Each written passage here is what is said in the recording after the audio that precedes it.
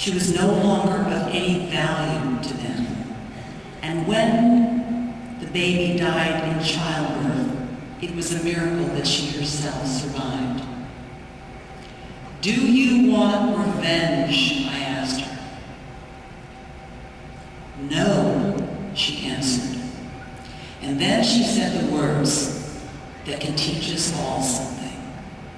She said, "All I want is to rise from this bed, thank the people who took care of me, and work for God. And maybe, if I'm lucky, feel a mother's love again." In Sifa, and in many more like her all over the world, I have seen proof of the human capacity for forgiveness and resilience. And if you feel anything listening to her story now, you are proof of the human capacity for empathy. I have come to conclude that it is this empathy that offers us our greatest hope for the future. Thinking back through all we know of human history, I see that once genocide and rape were accepted in war, now they are war crimes. Once allowing children to work long hours in factories all over America was acceptable. Now it is child abuse.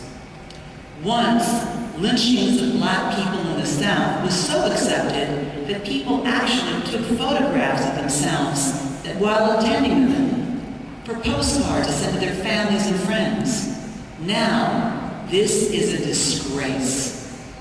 Even, no matter what your politics, the election of Barack Obama, after this nation's racist past, is evidence of our increasing capacity to see the other as ourselves, to empathize, and ultimately to realize that we are essentially all the same. And when you realize that, if you can accept that one piece of truth, then you must never ever feel alone, because we are surrounded then by our brothers and our sisters. Yes, there are stragglers, Hitler from the past, and extremists of all kinds in our own time.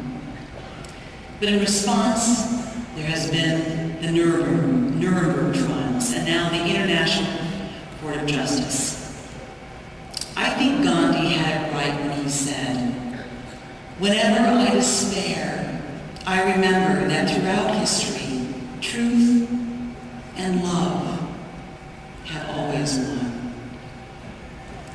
Now, as you stand on the edge of your own futures, I encourage you to realize your own power to be forces for good. I will always be grateful to my own father, Bob Curry, for something he said to me starting at the age of 10 when I first asked him what I should do with my own life. I'm now going to tell you what he said as a gift to you, as it was to me. He said, "Well, Anne, whatever you do with your life, find a way that will do something of service to others. Then, and only then, will you really know on your last day that it mattered that you were born." I have learned that doing good for others is the most selfish thing you can do, because I promise you, and you can hold me to it, it will make you happy.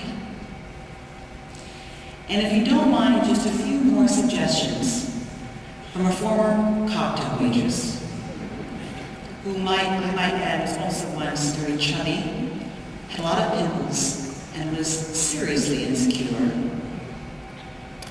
Choose what you love, and never, no matter what, give up on it. Focus on reaching your potential rather than comparing yourself to others.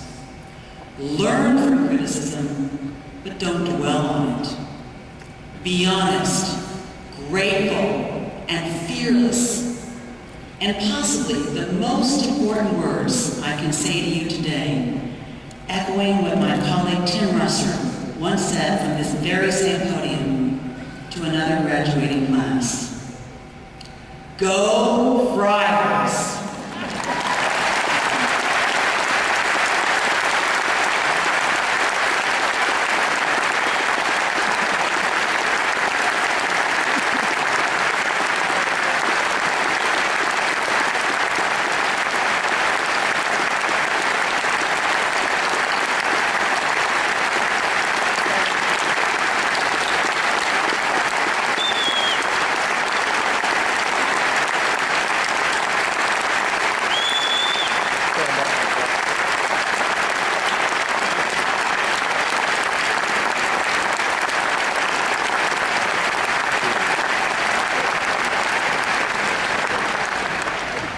I can confirm that the dress is spectacular and the speech was spectacular as well. Thank you very much, Anne, for your lovely words to our graduates.